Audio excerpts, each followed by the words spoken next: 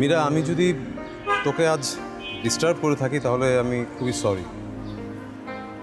আসলে কি, আজ যদি আমি তোকে কথাগুলো বলতে না পারতাম তাহলে সারাটা জীবন আমার বুকের ভিতরে একটা হাহাকার থাকতো, একটা ভীষণ কষ্ট কাজ করতো। তাই আমি ব্যাপারটা তোকে একটু ক্লিয়ার করতে চেয়েছি।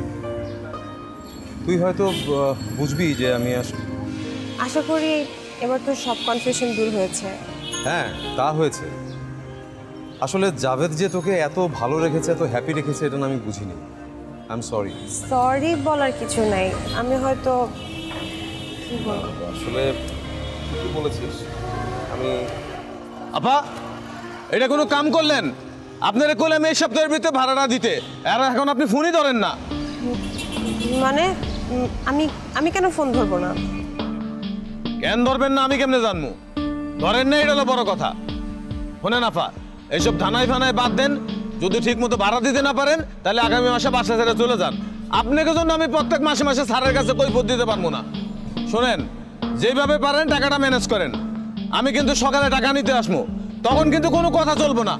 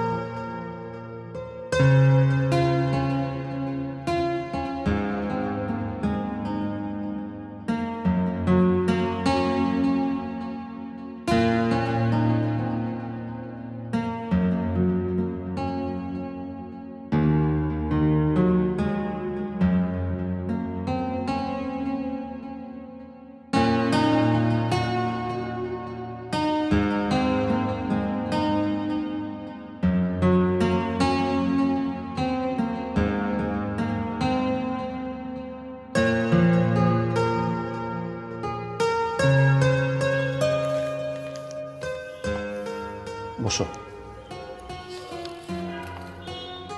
কিছু বলবা? তোমার জন্য আমাকে আর কত ছোট হতে হবে বলো তো জাভেদ? কেন, আমি কি করেছি যে তোমাকে আমার জন্য ছোট হতে হবে? গাধার মতো কথা বলো না জাভেদ। তুমি যা করছো আমার সহ্যের সীমা ছাড়িয়ে গেছে।